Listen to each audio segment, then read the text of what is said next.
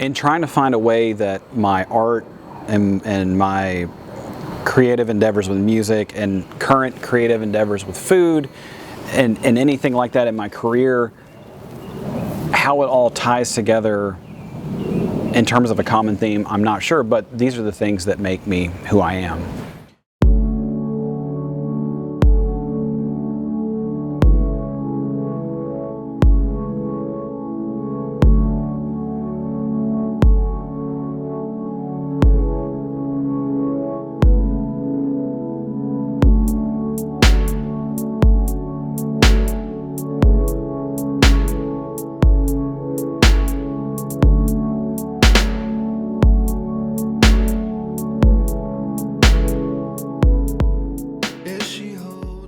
I grew up in a family of artists. My dad was a graphic artist, now he's a watercolor artist. My uncle also is a watercolor artist. My grandmother was a painter. My aunt was a painter. So because of that family history, I grew up in a home where making things, creating things, and doing art, it was never something that was necessarily encouraged. It just happened. I played music for basically age 20 to I think about 33, and I was part of a few bands. And to me, that was my creative outlet. That's what I wanted to do, and it's really through music that I started to understand that I had something unique inside me as it relates to art, and something that I could really contribute to a group of people trying to collaborate on one artistic vision.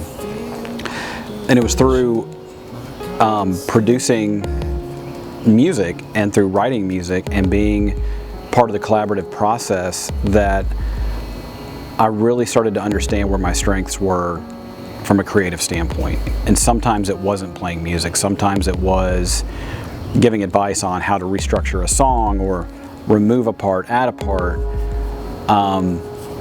arrange songs on a record. That's where I started to understand, I think more conceptually than I do technically. And I think that that has played a huge part in my overall creative experience and in my career.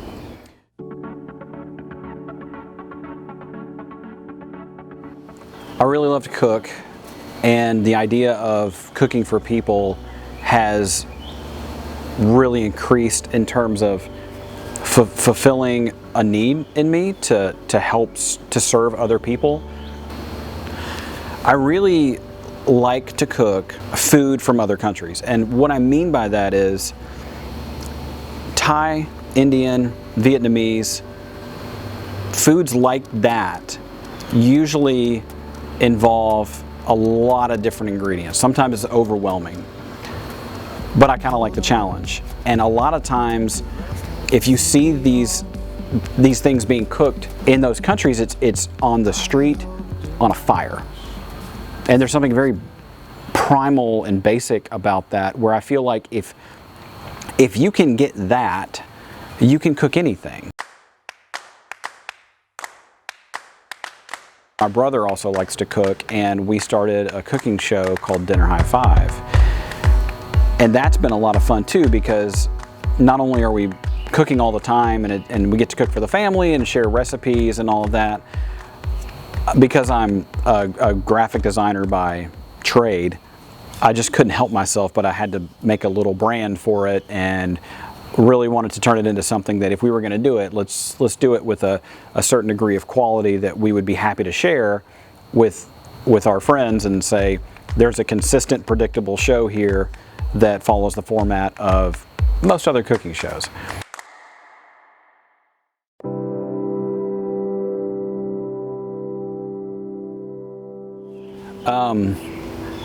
Drawing was always a big part of my life.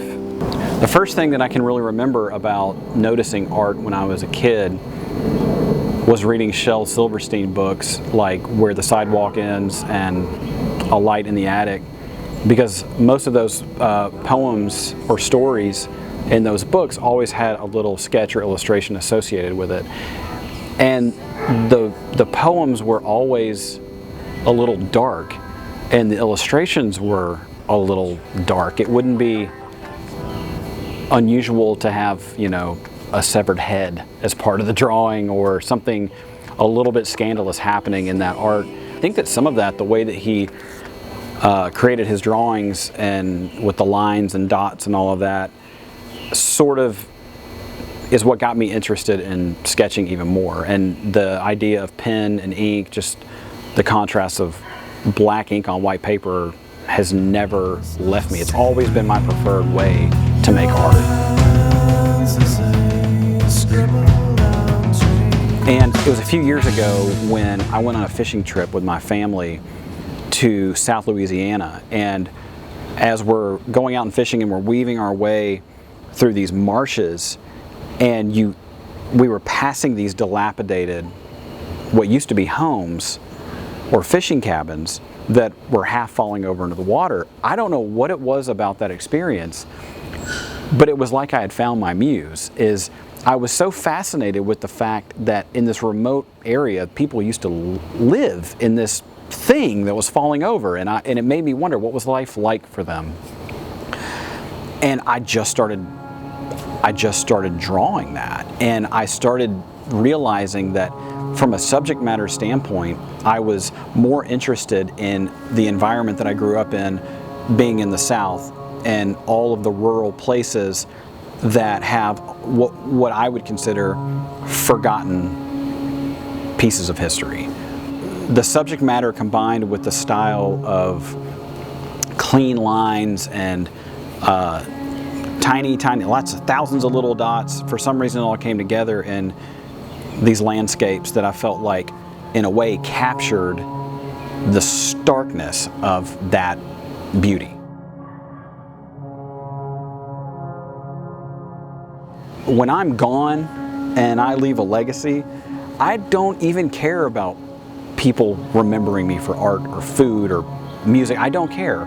I want my two kids to grow up thinking I can do anything that I want. I can make anything that I want, and I can do it well. That's the legacy I want to leave.